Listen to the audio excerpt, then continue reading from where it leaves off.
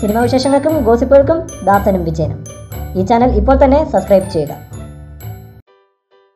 വിവാദങ്ങൾക്കിടയിലായിരുന്നു ഇത്തവണ അമ്മയുടെ annual meeting നടന്നത്. യോഗത്തിനു ശേഷമുള്ള പ്രസ് മീറ്റും വാർത്തകളിൽ നിറഞ്ഞിരുന്നു. വാർത്താ സമ്മേളനത്തിലെ സൂപ്പർ താരങ്ങളുടെ മൗനവും ചില താരങ്ങൾ മാധ്യമങ്ങളോട് പൊട്ടിത്തെറിച്ചതും വിവാദങ്ങൾ സൃഷ്ടിച്ചു. മുകേഷ്, ഗണേഷ് കുമാർ എന്നിവരായിരുന്നു ക്ഷുഭിതരായി സംസാരിച്ചത്. ജനപ്രതിനിധികളും കൂടിയായ ഇവർ കുറച്ചും കൂടി സമീപനം പാലിക്കണമെന്ന് ആരോപണങ്ങൾ ഉണ്ടായി. പ്രത്യേകിച്ച് പത്രസമ്മേളനത്തിലെ മുകേഷിൻ്റെ പെരുമാറ്റത്തിനെതിരെ പല മേഖലയിൽ നിന്നും രൂക്ഷ വിമർശനം ഉണ്ടായിരുന്നു. ഇപ്പോൾ ഇതിനെല്ലാം വിശദീകരണവുമായി എത്തിയിരിക്കുകയാണ് മുകേഷ്. രാഷ്ട്രീയത്തിൽ ഞാൻ തുടക്കക്കാരനാണ്. തെറ്റുകൾ സംഭവിക്കാം. വിമർശനങ്ങളെ ഉൾക്കൊള്ളുന്നു.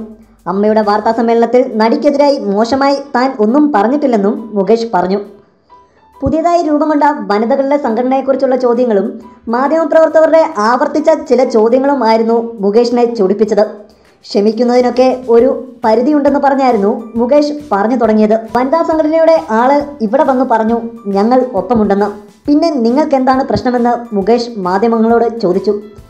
വാർത്താ സമ്മേളനത്തിൽ ഉടനീളം മോഹൻലാലും മമ്മൂട്ടിയും മൗനം പാലിച്ചതും സോഷ്യൽ മീഡിയയിൽ ചർച്ചകൾക്ക് വഴിയൊരുക്കിയിരുന്നു.